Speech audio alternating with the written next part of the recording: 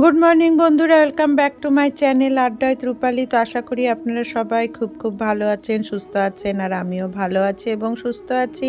আর নতুন দিনে নতুন সূর্য উদয়ের সাথে সাথে শুরু করে দিলাম আমার নতুন দিনের নতুন আর একটি ব্লগ। আর এখন বাজে হচ্ছে সকাল 6টা। এই সময় থেকেই ব্লগটা শুরু করে দিলাম। আমি এখন ছাদে এসেছি কাপড় মেলতে। তো ভাবলাম একটু আপনাদের সাথে এই ফুলগুলো শেয়ার করি। আর শীতের দিনের ফুল প্রায় সব শেষের দিকে, ফুলগুলো একটু মরা মরা হয়ে গিয়েছে। আর এই যে আমার পুজো দেওয়াও কমপ্লিট হয়ে গিয়েছে। আজকে হচ্ছে শিবরাত্রির পরের দিন পারণ।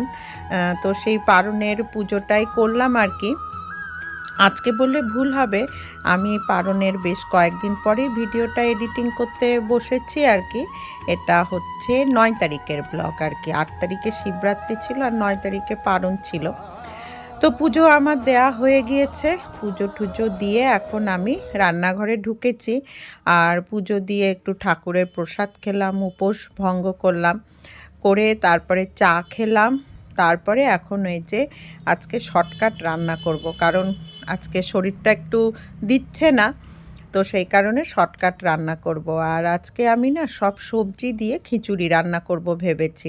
প্রচণ্ড ভালো লাগে, আর পূজাপালি করার পর এরকম খিচুড়ি খেতে কিন্তু খুবই ভালো লাগে।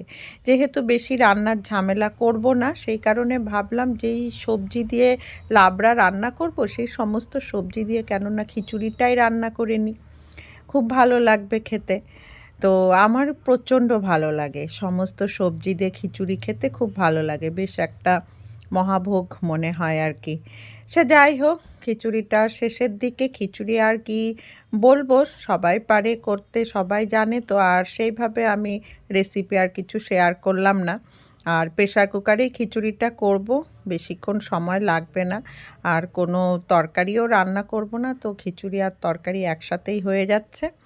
আর তার সাথে আমি কিছু একটা ভাজা করে নেব ভেবেছি। তো চা খাওয়া হয়েছিল না, চাও খেলাম। চাটা খেয়ে নিয়ে তারপরে এই যে এখন রান্না বান্না করছি, করে নিয়ে তারপরে একবারে বিশ্রাম নিব। এখন গিয়ে যদি বিছানায় শুই না, আর কোনো কিছু করতে ইচ্ছে করবে না। তো সেই কারণে ভাবলাম আগে সমস্ত কাজকর্ম করে খাওয়া দাওয়া করে নিই, তারপরে একবারে গিয়ে বিশ্রামটা নেব। আর এর সাথে ভাবছি যে পনির পকোড়া করব। আসলে পনিরটা এনেছিলাম তরকারি করার জন্যই, কিন্তু তরকারি আর এখন করতে ইচ্ছে করছে না। তো সেই কারণে পনির পকোড়া করার কথাই ভেবে নিলাম আর কি।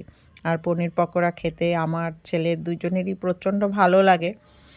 তো এর জন্য পনিরগুলো একটু লম্বা লম্বা করে কেটে কিছুক্ষণ লবণ হলুদ দিয়ে ম্যারিনেট করে রেখে দিব।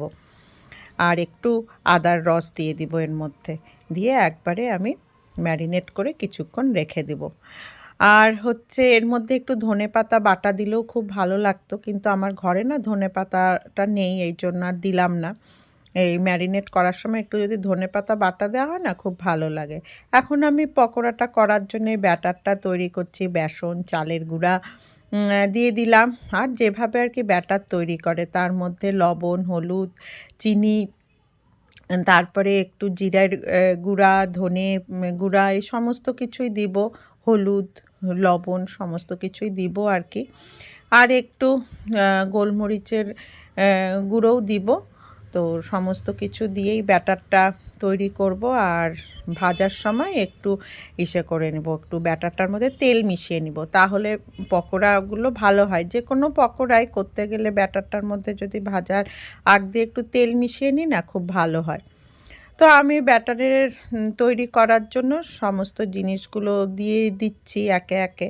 তারপরে একটু জল দিয়ে মানে ব্যাটারটা তৈরি করব। তো তার সাথে একটু পোস্তও দিলাম, কালো জিরাও দিলাম, পোস্তও দিলাম, দুটোই দিয়ে নিলাম। তো রান্নাটা সেরে ফেলি। আর বেশি আজকের ব্লগটা বেশি আমি বড় করব না, ছোটই করব। তো বন্ধুরা, আমার ব্লগটা যদি ভালো লাগে তাহলে এতক্ষণ পর্যন্ত যারা লাইক করেননি অবশ্যই একটা লাইক দিবেন। আপনাদের এক একটা লাইক কিন্তু প্রচণ্ড আমাকে কাজ করার উৎসাহ দেয়। তো অবশ্যই একটা লাইক দিবেন, আর কেমন লাগে আমার ব্লগগুলো অবশ্যই জানাবেন। যদিও এখন আমি ডেইলি ব্লগ দিতে পারছি না, বেশ কিছুদিন পর পরই ব্লগ দিচ্ছি। আর এই যে দেখুন আপনাদের সাথে কথা বলতে বলতে আমার কিন্তু পনির পকোড়াগুলো তৈরি করা হয়ে গেল। এইভাবেই আমি একে একে সমস্ত পনির পকোড়াগুলোই তৈরি করে নিলাম। তো আমার পনির পকোড়া রেডি। পনির পকোড়াগুলো ভেজে নিয়ে আমি টেবিলে নিয়ে এসেছি। আর সাথে একটু পাঁপড়ও ভেজে নিলাম। তো আর হচ্ছে এই যে খিচুড়ি। তো এই হলো আজকে আমাদের পারণের দিনের নিরামিষ মেনু আর কি। নিরামিষের দিন বিশেষ করে পুজো যে কোনো পুজো উপলক্ষে যদি নিরামিষ খাই, নিরামিষ তো খেতেই লাগবে পুজো উপলক্ষে। সেখানে যদি খিচুড়ি থাকে খুবই কিন্তু ভালো লাগে, আর তার সাথে ভাজা। তো বন্ধুরা, আর বেশিক্ষণ ব্লগটা বাড়াবো না। আর এই যে আমাদের খাওয়াও সাজিয়ে গুছিয়ে নিয়েছি, আর আমি আর ছেলে এখন খাবো, হাজব্যান্ড তো স্কুলে গিয়েছে। তো আর সেই সাথে ব্লগটাও আজকে এখানেই শেষ করছি। যদি ভালো লেগে থাকে তো অবশ্যই একটা লাইক করবেন। তাহলে রাখছি, ধন্যবাদ।